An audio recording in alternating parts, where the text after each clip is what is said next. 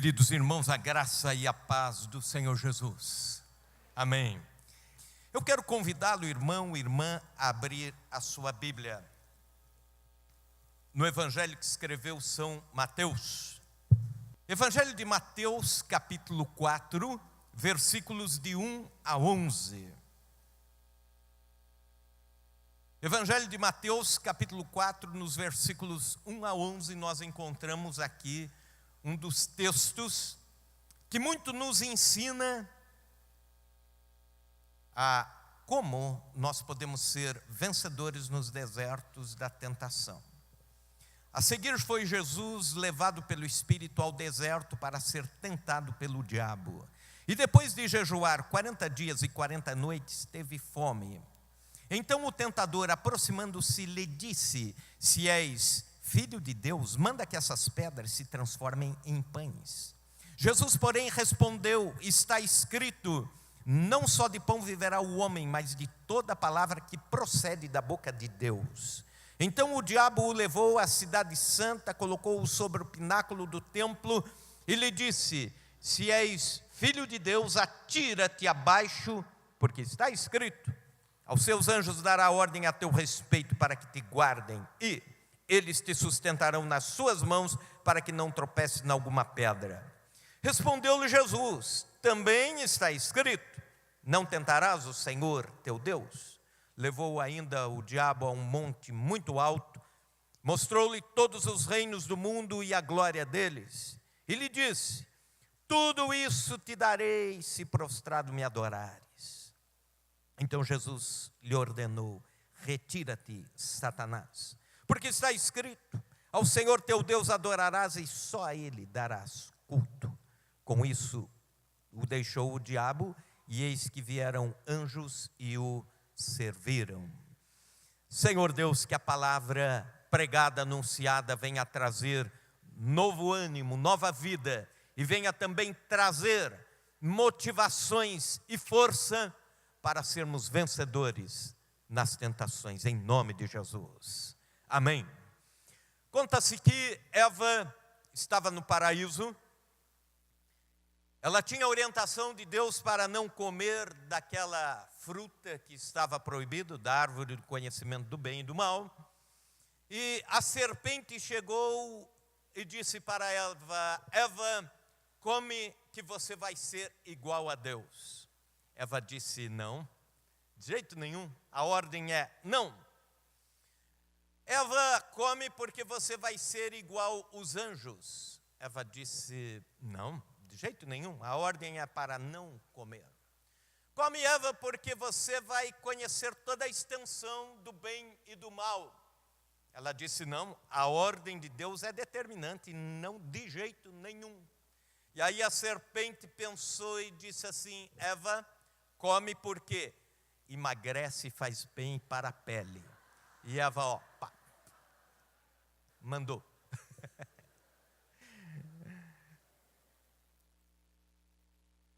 Ninguém precisa sair atrás da tentação, ela vem. Ela vem naturalmente. Ela vem para o pobre, para o rico, para os crentes, para os descrentes, para o cristão novo. O cristão novo é tentado ao seu nível, o cristão mais antigo também. Pessoas de mais idade, jovens ou adolescentes, são sempre tentados em várias áreas na sua vida. Elas vêm percorrendo os caminhos dos nossos valores e dos nossos princípios, até que venham as ofertas para que saiamos pelos descaminhos, e essa oferta nós chamamos de tentação. Tentação é o esforço para tentar persuadir, seduzir, induzir alguém a fazer o que é agradável, mas que é imoral, ou ilegal, ou antiético, ou tudo isso junto. Essa é a tentação. Agora, aterrissando sobre o texto que nós lemos, para que você entenda melhor, a tentação de Jesus é um modelo de tentação que todos nós, os cristãos, passaremos por ele ao longo da vida, em maior ou menor escala. todos esses 11 versículos lidos aqui servem para mim e para você, servem para o nosso dia a dia, para a nossa caminhada. Escute isso, porque é muito profundo. Todas as tentações que os cristãos provam ou provarão, estão de alguma forma ligadas, direta ou indiretamente, às 3 tentações que Cristo sofreu. E alguns comentaristas bíblicos deixam até a pista para pensarmos que aqui esses 11 versículos relatam ou resumem algumas das tentações de Cristo, ou talvez as principais.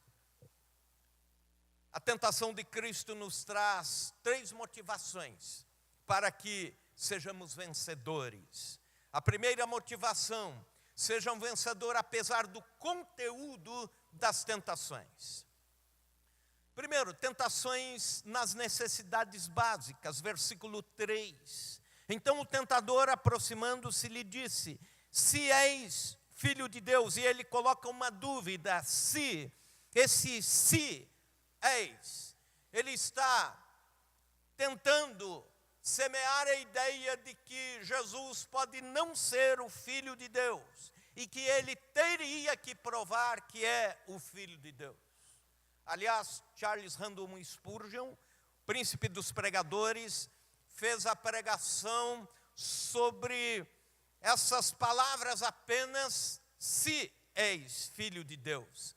E ele faz toda a sua pregação falando sobre a tentativa de Satanás de semear a dúvida em Cristo e no próprio Cristo, e ele partir para a defesa da sua divindade, mas de uma forma estranha à sua missão.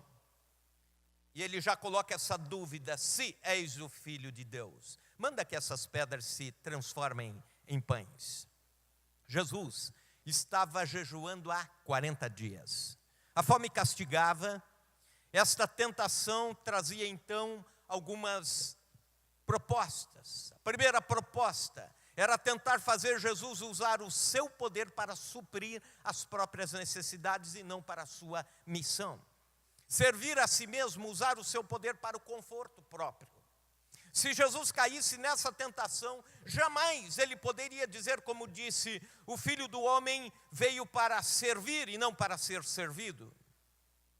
Cai nessa tentação todos aqueles que usam qualquer dom espiritual, ou qualquer prática ministerial, ou qualquer ministério que é lhe confiado por Deus para promover o seu próprio status, a sua própria glória, as suas próprias riquezas. A outra proposta era fazer com que Jesus duvidasse da bondade de Deus por causa da necessidade não suprida. E Satanás vai logo dizendo a Jesus, ele sabe o que significa 40 dias sem comer. E ele diz: viu isso, Jesus? Deus não está cuidando de você. Ele está relapso. Eu tenho a solução. Eu tenho a provisão. Deus não resolveu? Deixa comigo, eu te dou uma ideia. Manda que essas pedras se transformem em pães. Você tem poder para isso, você pode isso. Sabe, Satanás sabe o ponto fraco de uma mãe cujo filho está doente, a família sem recursos, e ela vai para uma consulta e tem que esperar madrugada dentro para ser atendida. É o momento em que o inimigo sopra aos ouvidos, dizendo: cadê seu Deus? Onde está a bondade de Deus tão prometida na Bíblia Sagrada? Onde está a provisão de Deus nesse momento? Está você aí agora? Ele sabe que a necessidade básica de um pai de família é suprir a sua família com a dignidade do seu emprego, do seu trabalho.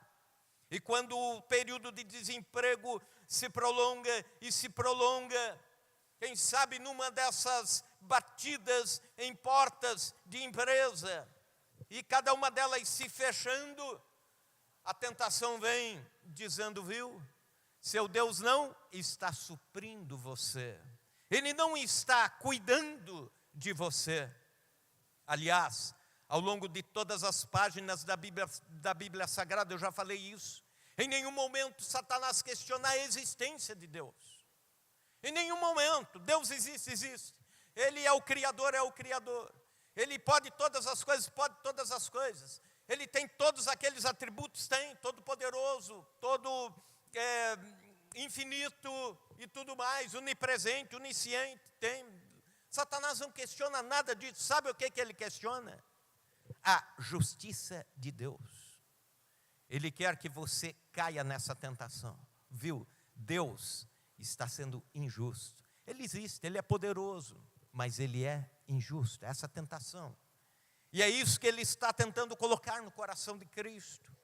Existe uma hierarquia de necessidades que é desenvolvida por um estudioso, um cientista do comportamento humano chamado Maslow.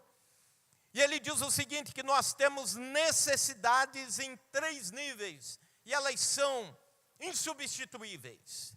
Primeiro, o nível da necessidade fisiológica, é fome, é sono, é sede, é sexo. Necessidade de segurança, emprego, recursos, família. Necessidade relacionais, amizade, família. Bons relacionamentos, isso faz parte de necessidade básica, segundo ele. Necessidade de estima, autoestima, confiança, a conquista, o respeito dos outros. Também, por último, a necessidade de realização pessoal, aceitação, libertação dos preconceitos, moralidade, criatividade e assim por diante. E quando você está num vazio dessas necessidades, é um ponto fraco. É o seu deserto da tentação. E aí, cuidado, Satanás usa as necessidades para derrubar alguém.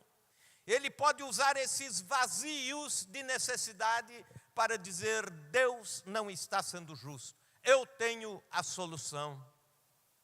Também, a primeira tentação de Jesus tem a ver com a arrogância. Versículos 5 e 6. Então o diabo levou a cidade santa e colocou-os no pináculo do templo. Ele disse, se és o Filho de Deus, atira-te para baixo, porque está escrito aos seus anjos, dará ordem a teu respeito para que te guardem.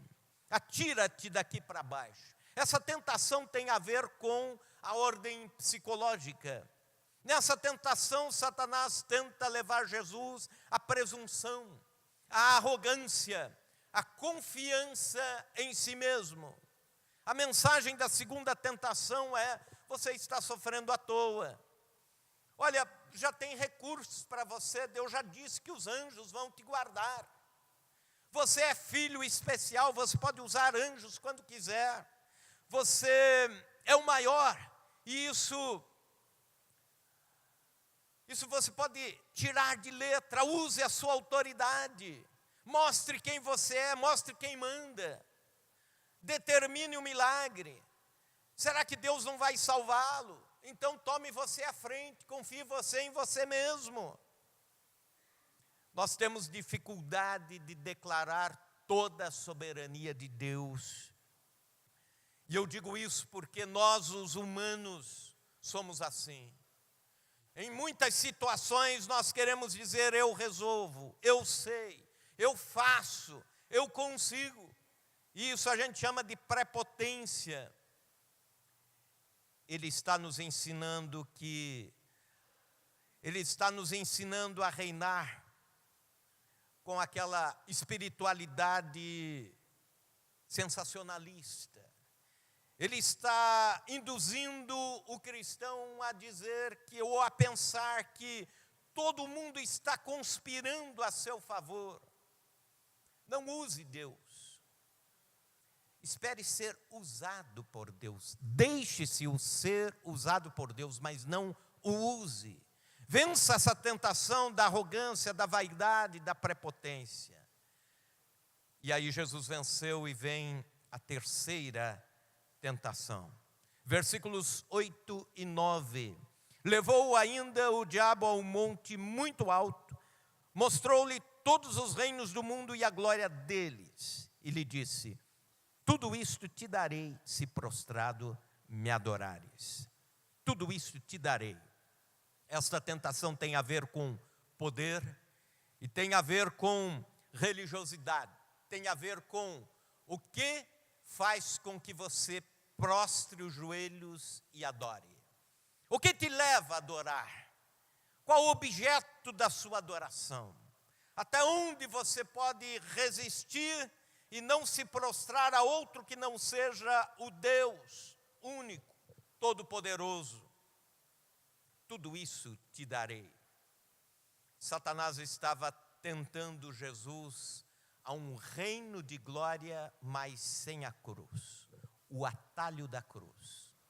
Tem o caminho da cruz e Satanás diz: eu tenho um caminho mais fácil. Você não precisa passar pelo sofrimento, não precisa passar pela humilhação, você não precisa passar pelos açoites, pela coroa de espinho, você não precisa passar pela via sacra, você não precisa passar pelos pregos, você não precisa passar pelos soldados romanos. Então somente me adore, que eu dou um jeito em tudo. Os reinos do mundo, a proposta era, seriam de Jesus sem a cruz. Mas os reinos do mundo hoje são do Senhor. As chaves da morte e do inferno hoje estão nas mãos do Senhor Jesus. Isso não é só por causa da cruz, é porque aqui no deserto ele também venceu a primeira tentação, quando Satanás já queria dar um jeito em desfazer o caminho da cruz e trocá-lo por um atalho. Satanás ofereceu a troca. Eu dou tudo, todos os reinos, e você só precisa me considerar superior a você, me adore. Terceira tentação nos ensina que os fins não justificam os meios. Nos ensina que nós não devemos nos render aos atalhos da vida. Existe um caminho, e esse caminho que nos leva à adoração a Deus não pode ser negociado. Esse caminho que nos leva a um cristianismo autêntico não pode ser negociado. Não existem atalhos para ele.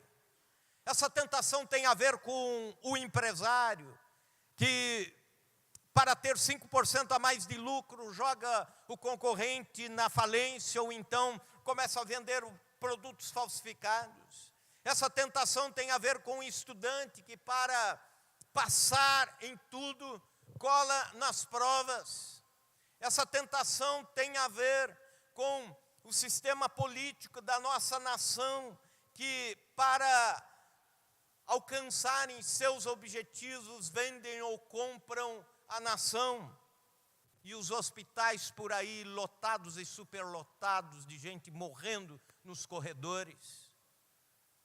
Tem a ver com todos esses atalhos que ao longo da vida vão sendo oferecidos, atalhos do sucesso, a caminhada sem cruz, a caminhada sem adoração a Deus, a caminhada sem a busca ao Senhor. Seja um vencedor no conteúdo das tentações. Mas também a segunda motivação, seja um vencedor apesar das circunstâncias da tentação. Veja bem que o texto que nós lemos, nós encontramos Jesus num deserto. Correto? Num deserto. Provavelmente era o deserto de Jericó. Montanhas, areia. Calor escaldante. O calor no deserto durante o dia, mais ou menos 50, 53 graus centígrados. Durante a noite essa temperatura cai e venta. E 40 dias Jesus nesse ambiente esgotante. Também ele estava em solidão. Os grandes momentos, os grandes homens de Deus não caíram em lugares públicos, caíram no recôndito, nos bastidores do poder, nos lugares secretos.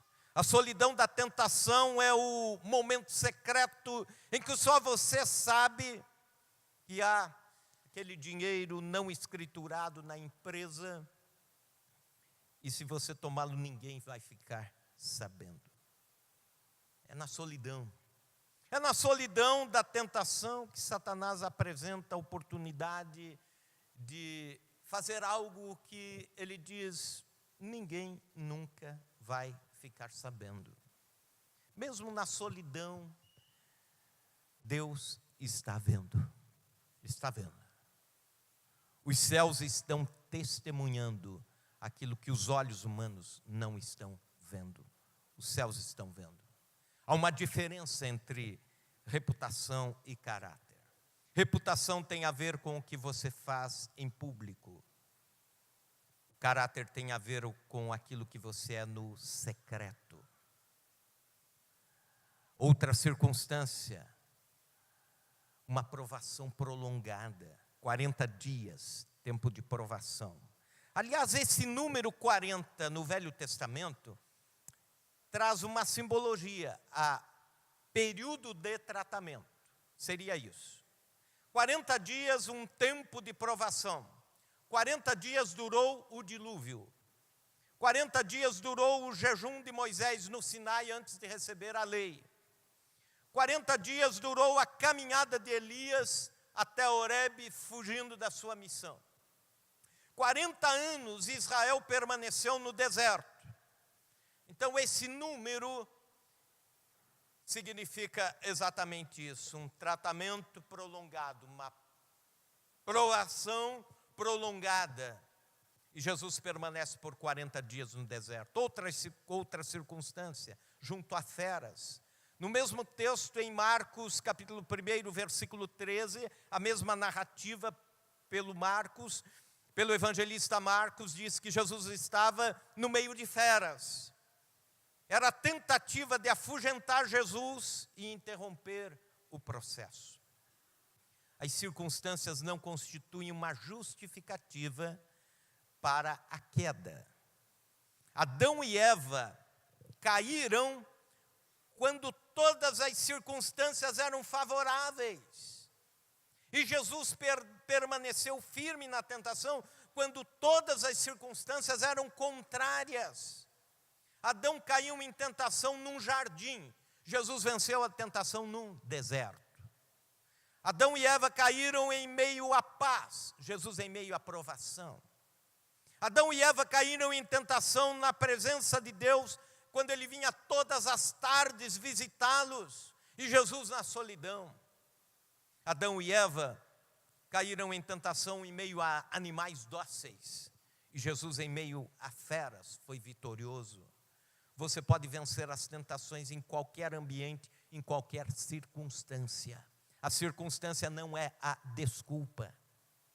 Terceira motivação que esse texto nos traz: seja um vencedor com as armas espirituais. Primeira arma, a oração. O texto nos diz que Jesus recolheu-se e orava. A oração nos coloca em contato com o céu. A oração nos fortalece. A oração nos faz vitoriosos nas tentações. Quando nós oramos, nós prevalecemos contra o pecado. Quando oramos, somos mais vitoriosos, sim. Quando oramos, nós triunfamos sobre os laços do passarinheiro. Às vezes, irmãos dizem: agora não tem mais jeito, agora é só orar mesmo. Mas já tinha que ser o só orar lá no começo. Lá quando tudo começou, e principalmente quando se trata de tentação. Quando se trata de tentação, você tem que orar no começo, tem que orar no meio, tem que orar no fim, tem que orar na prorrogação, tem que orar nos pênaltis, mas tem que orar, tem que buscar a Deus. Segunda arma, o jejum. O jejum é tirar os olhos do material e colocá-los no espiritual. O jejum produz a fome de Deus. Não é ficar sem comer. O ficar sem comer é apenas o regime. É apenas não é isso apenas. Mas é desligar-se daquilo que é material, aquilo que lhe ocupa o tempo, aquilo que lhe ocupa a mente, aquilo que é prazeroso para você, e separar um tempo para Deus, para dizer: Senhor, eu estou com fome espiritual, eu tenho que alimentar-me de Ti, eu tenho que buscar a Ti. Isso é o jejum. Charles Spurgeon dizia que os tempos mais gloriosos vividos pela igreja que ele pastoreava em Londres foram tempos em que a igreja mais dedicava-se ao jejum. E quando isso acontecia, eles provavam verdadeiros milagres de Deus. Nós devemos restaurar esta prática entre os cristãos, de buscar a Deus com intensidade, oração e jejum. Terceira arma, a palavra de Deus. Jesus rebateu todas as investidas de Satanás com a palavra. Ele não usou expressões que são jargões nos nossos dias. Quando Satanás veio tentar Jesus, ele não disse, está amarrado. Ou então, queima, Senhor. Não, ele rebateu dizendo, está escrito. Está escrito. Ele usou a palavra do Pai.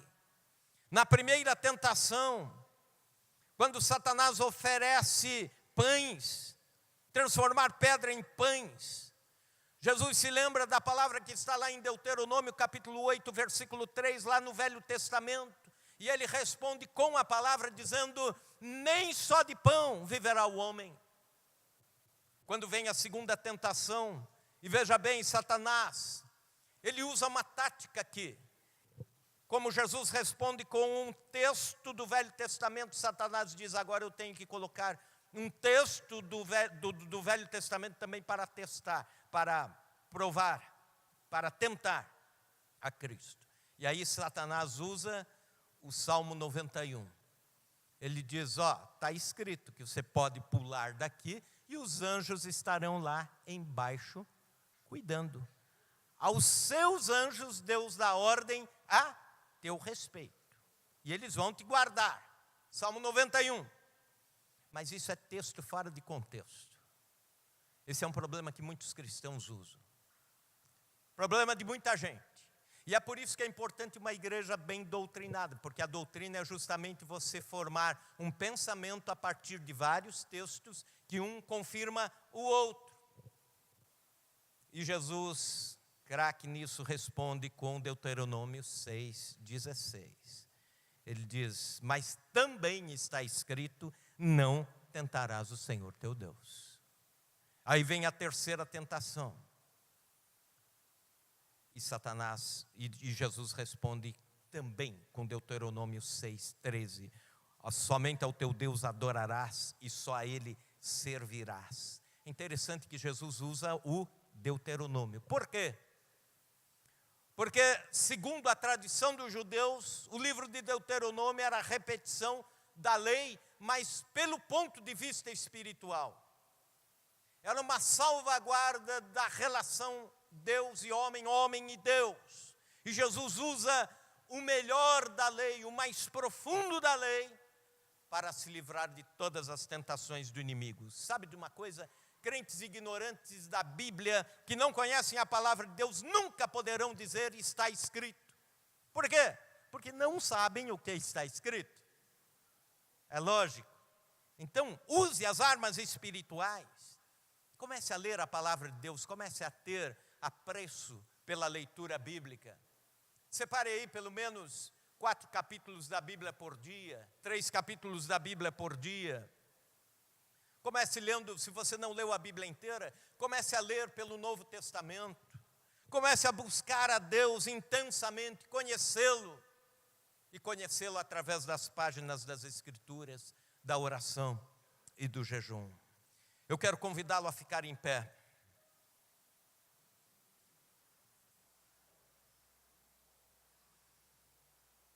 Vença o conteúdo das tentações. Vença nas circunstâncias das tentações. Vença com as armas espirituais. Ouvi falar de um grupo de homens de uma igreja lá no Mato Grosso do Sul, que foi pescar e eles iam passar uma semana no Pantanal. Viajaram na segunda-feira e antes de viajar, eles estavam perguntando, e como é que nós vamos fazer com a cozinha, como é que a gente faz e tal. E aí, de repente, um teve uma ideia. Na igreja tem a irmã Maria, que pode ir para cozinhar para a gente, né? Ela é de idade, é feia, desbarrancada, e vai cozinhar, e para ela é uma benção, porque a gente paga para ela, e também ela vai ter alguns recursos e tal, e resolveram levá-la para cozinhar para eles enquanto da pescaria. Aí passou terça, quarta, quinta, era para todos voltarem na sexta-feira. De repente, no café da manhã da sexta, um irmão soltou uma pérola assim, ele disse: eu acho que a gente tem que ir embora hoje. Por quê? Porque eu já estou achando a Maria bonita. Então, quando a Maria estiver ficando bonita, ore, jejue, estude a palavra de Deus, cuide da sua vida espiritual. Amém?